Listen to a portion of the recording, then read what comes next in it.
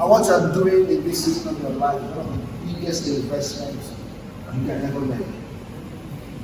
I want you to know that your older self will fight your younger self for the decision you're making right now. The day is going to come, you're not going to be your age right now, you're going to be twice this age, maybe 50, 60, 75, and 80. Make decisions today that will make the older version of you to find the younger version of you. There are people today that their older version is asking their younger version, why did you do that? Why did you make that choice? Why did you marry that person? Why did you end up in that direction in life? Your life could have been different. Your life could have been better. If only you had made the right choices. Now, I'm old. And I can't change so many things anymore. Because when I was young, I made the wrong choices. I made the wrong choices. But that's not going to be a testimony in Jesus' name. Yeah. The older version of you will be thankful to the younger version of you. There are two types of pain in life. There is the pain of discipline. Then there is the pain of regret. There is the pain of discipline. And there is the pain of regret. The pain of discipline weighs grams. The pain of regret weighs kilograms. Everything has a cost. Success has a cost. But failure also has a cost. What I found out in my 50 years of existence is that the cost of success is cheaper than the cost of the alternative. The cost of success eventually is cheaper than the cost of the alternative to success. Listen, friends, I like years ago what I call the 5 principles of success. 5 principles of success. Number 1, that success is reachable in life. No matter where you are, no matter your background. Success is not genetic. Failure is not hereditary. Success is reachable by anyone. Harvard University is reputed to be one of the foremost universities in the world. A one-time president of Harvard University was Neil Rudenstine. Neil Rudenstine was Harvard's president for 10 years. It will interest you to know that Neil Rudenstine's mother was a waitress in a restaurant, and his father was a prison doorkeeper. His father was a prison doorkeeper. His mom was a waitress, not manager, waitress in a restaurant. And he rose up to become the president of the foremost university in the world. In the world. Because success is not genetic. And failure is not hereditary. A man's background has no right to keep his back on the ground. So success is reachable. Success is not limited to the reach of the rich. Success is within the reach of anyone that will reach out for it. A mother told the son, in the days when the blacks were dominated by the whites in America, she said to her 7-year-old son, "We are not poor because of God." A black American woman was telling her 7-year-old son, Mrs. S.B. Fuller, told her 7-year-old son, "We are not poor because of God. We're not even poor because of our skin color. Black is not synonymous with black. Success is not the native of any state." He said, "You are poor because your daddy has never desired to be rich." So people are poor because they have not decided to be anything else. Are you getting what I'm saying? Just follow my line of thought. Success is reachable. Number 2, Success is available every day. People are making crossover from rags to riches every day. People are breaking world record every day. Success is available. I used to sell cement in my mom's shop in the early 80s. And we used to sell cement at less than 10 naira for a bag. And there were people who couldn't afford to buy one back then. And the same people who couldn't buy a bag then are now building castles now. Where cement is now in thousands of naira.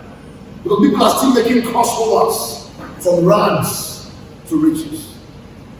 Success is not only reaching when available, success is attainable. That tells me that success is an uphill task. It's attainable. It's an uphill task.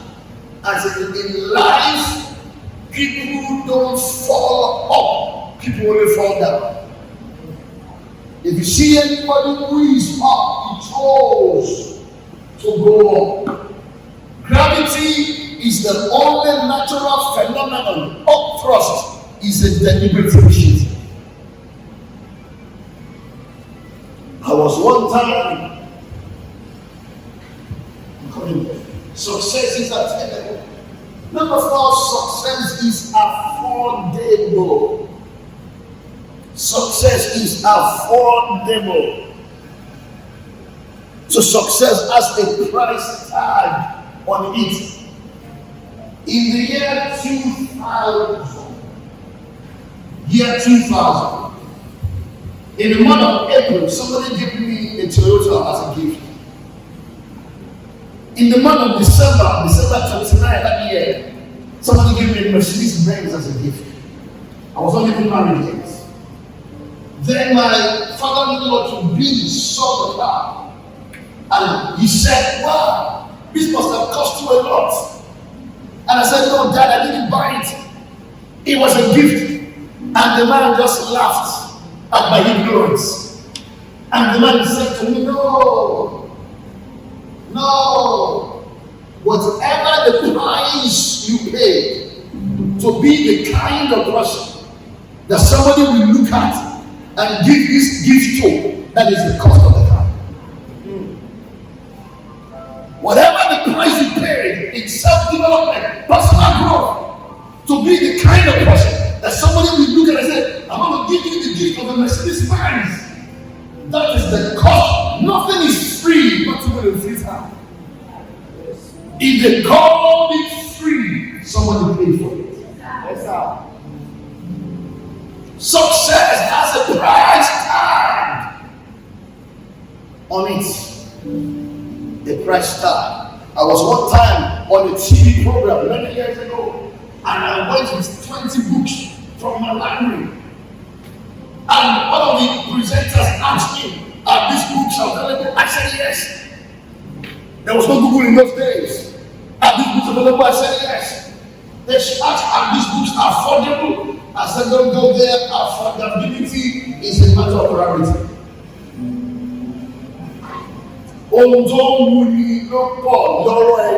Affordability is a matter of priority. 2 Timothy chapter 4 and verse 13, Paul said to his mentee Timothy, he said, "When you are coming, bring the books, plural, and then bring the parchment, and then the cloak, singular, that I left in Troas, bring it along."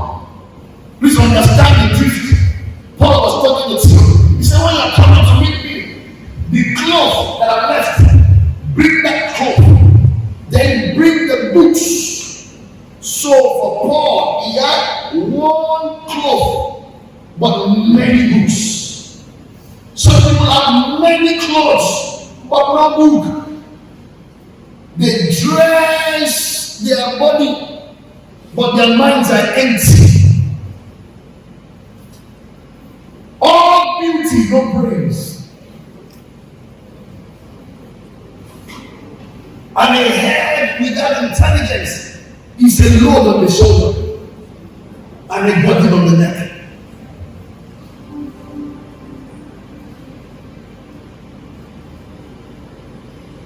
You think what makes you a man is your size.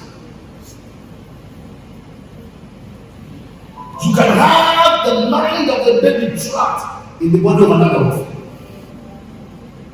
His body has grown and left his mind behind. And these groups are affordable. Affordability is a matter of priority. I went, like Pastor mentioned, I went in 1999 and left the bank where I was working in Lagos to come to Eboda to come and do ministry as led by God. So I emptied my account in the bank where I was in Lagos to come to Eboda. I'm talking about realities of years that you can relate to. So in those days, the banks are not integrated. So I emptied that account there. And was coming to go an account in Eboda.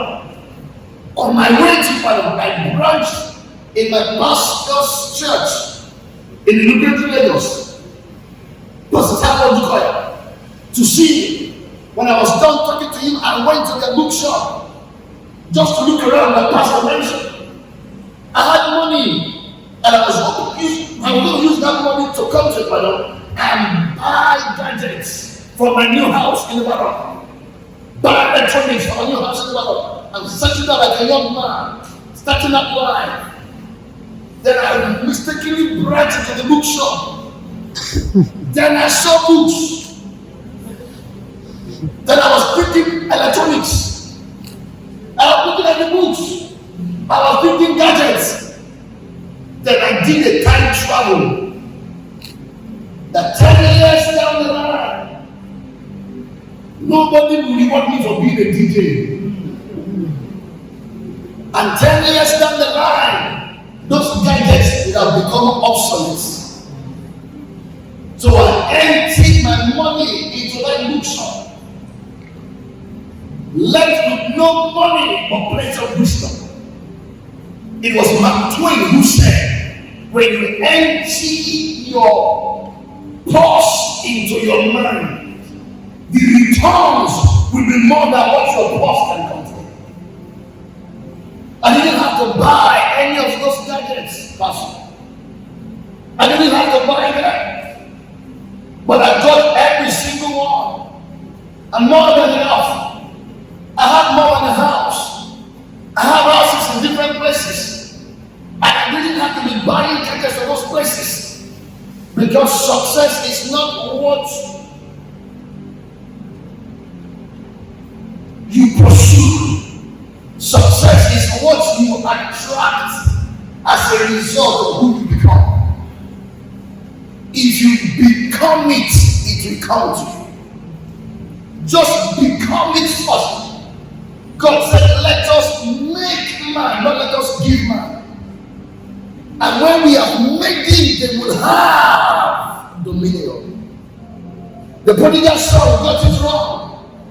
The prodigal son went to the father in Luke chapter 15 and verse 12 and said to the father, give me. And the father gave him. But everything the father gave him, he lost it. Then he came back years after in verse 18. And this time around he says to the father, make me. Don't give me anymore. Make me. God is more interested in your making. Because once you are made, anything you need will be attracted to the made version. Are you hearing what I'm saying? Listen, have you not seen how somebody will inherit so much wealth and lose it overnight? Rehoboam was the grandson of David. Rehoboam destroyed in one decision a legacy of 18 years. David was king for 40 years. Solomon, his father, was king for 40 years. David was the grandfather of Rehoboam. Solomon was the father of Rehoboam. Rehoboam was the son of Solomon. And in one decision, Rehoboam destroyed a legacy of 80 years. A legacy. Because whatever you inherit that you do not merit, you will eventually forfeit.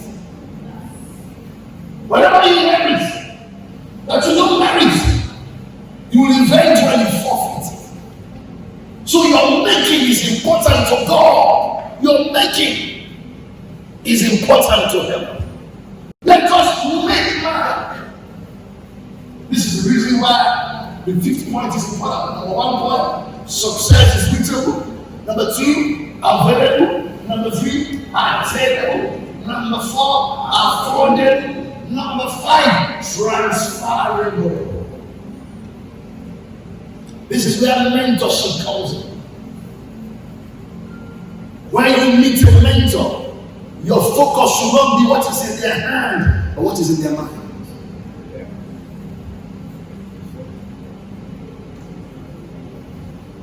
When what is in their mind comes into your mind, what is in their hand will come into your hand. Just know what they know. Because success can be duplicated. Success can be replicated. Success can be perpetuated. Pastor said, the desire of heaven is not for you to reach where we stop, for you to start from where we stop. That our own summit will be your own genesis. Our own zenith will be your own baseline. The greatest miracle or the last miracle of Elijah was the first miracle of Elijah. The last miracle of Elijah was to divide the waters of Jordan. And that was the first miracle that Elijah performed. So where the older generation stops should be where you start from. If you do less, you have failed. Because you know more, you know better. You have all the years of both our wisdom and our error to learn from. Joshua followed Moses. Do you know that where Moses could not get to, Joshua got there? Where Moses couldn't reach, Joshua got there. May you be greater. I said, may you be greater. The person asked me, are these books available? Yes. Affordable? Don't go there. There is no gift of knowledge. There is the gift of the world of knowledge. But there is no gift of knowledge. There is only the discipline of study. Study to show yourself approved unto God. The one man that needs not to be ashamed. So the only alternative to study is shame. Shame if you refuse to learn. If you refuse to be a student through life. If you play true and see through life. Because day after day, what your speech. This is what God brought you this weekend to Abeokuta. I went to Galveston, just outside of Houston, with my son several years ago. That's where NASA is. Those are the rocket launching. And when I got to Galveston, they showed us rockets. And they said, every rocket that is launched, 2/3 of the rocket is fuel. 2/3. When you see a whole rocket, 2/3 of its body is fuel for the flight. So when they launch it, as it gets to go into space, when it's done with a level of the fuel, the tank carrying that fuel drops off. 2/3. 2/3. So high flyers don't underestimate the importance of tanking up before taking off. They tank up. They tank up. Listen, God has not called you to be local league. You are not the light of Nigeria, the light of the world. I see you as a global believer who says, "Hey, your heart." I see you as a global believer. I see you as a high flyer. In your generation, you will stand up. I wish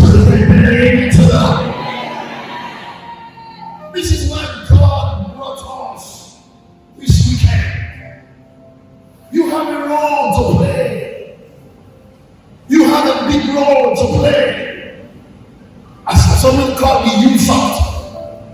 Joshua chapter 1 and verse 8.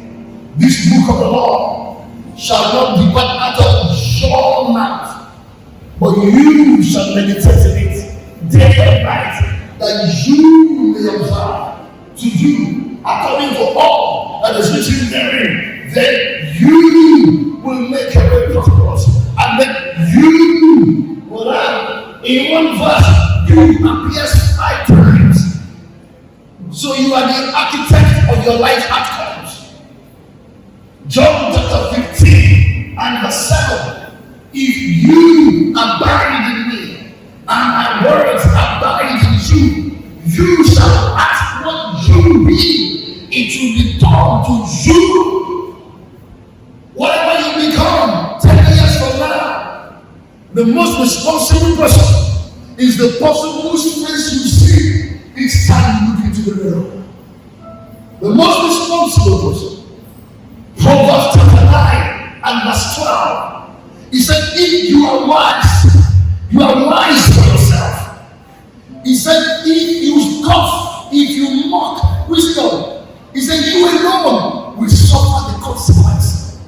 You alone will bear the greatest part of the decision to ignore wisdom.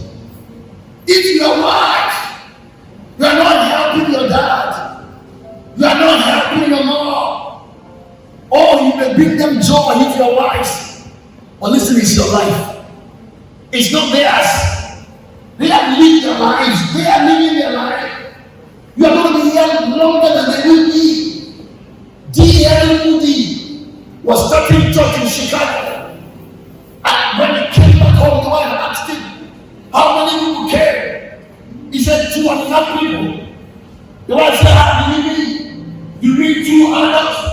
And one young person said, no, it's the opposite. He said 1 adult and 2 young people. Because for the adults, half of his life is gone. Half of his life is gone. But the young man has the whole world ahead of him. So you see, your parents and live their life and living their life. If you choose to be a wise person, it's not for their benefits. It may be to their job if you're wise, but it's not for their benefits. It's to your benefit. Are you hearing what I'm saying? It's to your. It's not their name. It's your name. At the end of the day, it's your life. A man gave back to 2 sons, twins. One was the man was an alcoholic. The man was useless in his neighborhood. The man used to fall into gutter many times because he was become drunk. Then 2 sons came back to him. One turned out exactly like the dad, and the other turned out unlike the dad. They asked 2 of them in 7 interviews, how come you turned out like your dad? He said, I had no choice. My father was a failure. I became like what I beheld. They asked his twin brother, how come you turned out differently? He said, I have no choice. My father was already a failure. I didn't want my past to reoccur in my future.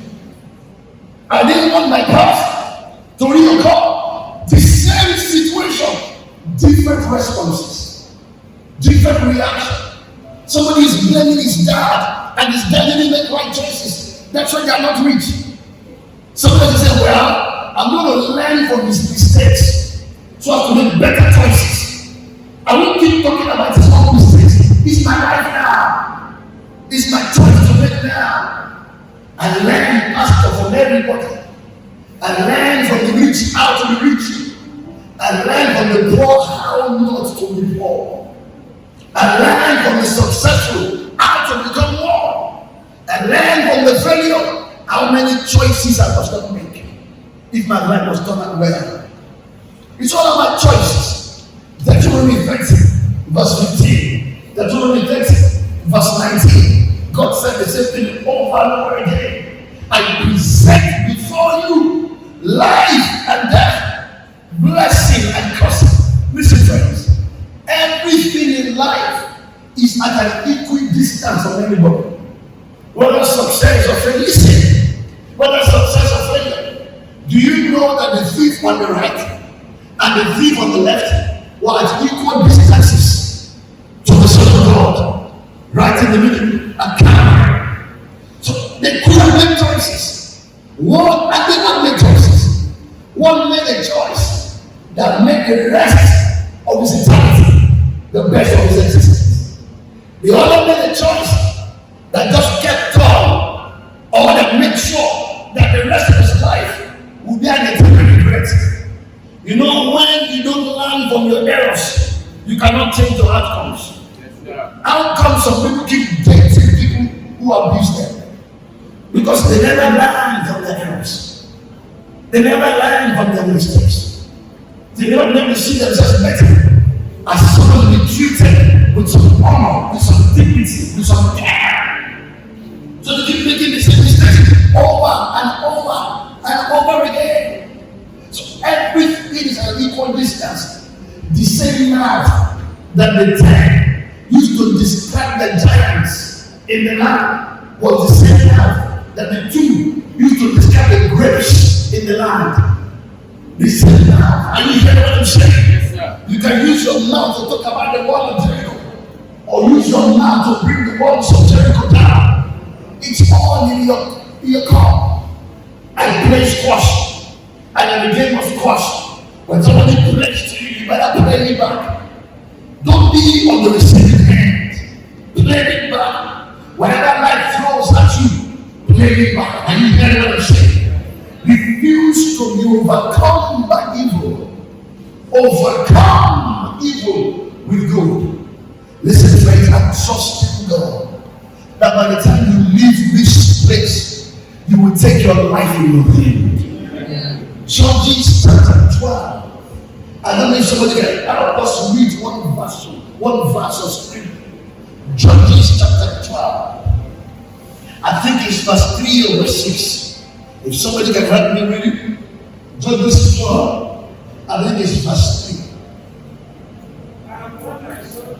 And when I saw, come on, brother.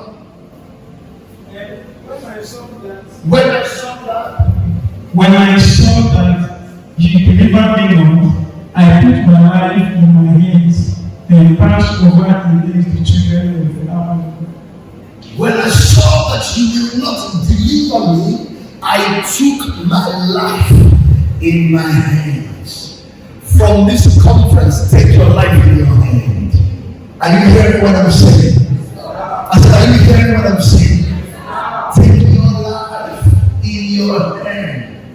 I pray that the grace of God will be more than sufficient for you. Amen. You say better amen to that.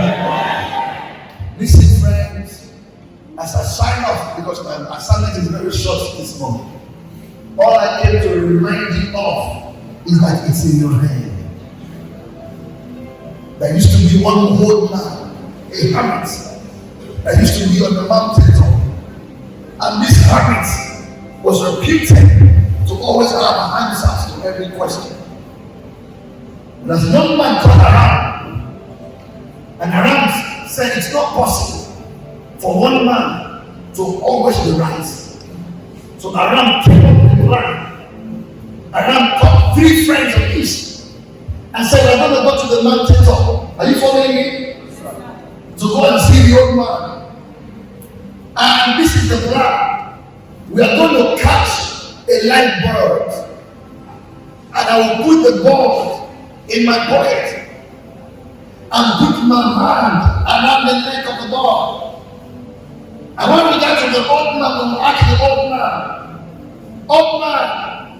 I have a body in my pocket, but can you tell me if the body is dead or alive? If the old man says the body is alive, I will strangle the body with my hand and bring out a dead body. But if the old man says the body is dead, then I will release the body back into the air. As an old man, you are not always right. Look like a good plan. Then they go to the old man. And the old man says, Aram, what brings you here today? Aram said, old man, I have a bird in my pocket. But can you please tell me, is the bird alive or dead? The old man looked into the eyes of Aram and his friends Good man said, Aram, it's in your hand. Whether the ball is alive or dead, it's in your hand. Whether you become a success or a failure, it's in your hand. Whether the future is filled with risk or with regret, it's in your hand. Whether you live a bed without the same way you can, it's in your hand.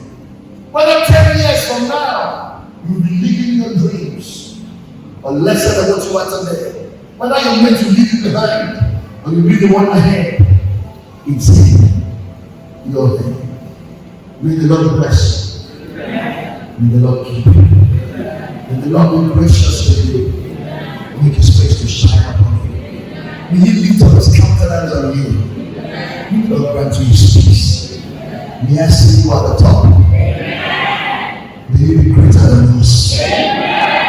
In the name of Jesus. May God do great things to you. May you be a blessing to your generation. May you stand out in the use of the reward. May your face not be lost in the crowd. Whatever you might have missed in the years gone by, may God restore the years back to you. May God give you new opportunities. Bless you, great relationships. Open effectual doors for you. May grace become for your errors. May mercy answer for you in life. May you reach your expected end. May you fulfill God's plan for your life.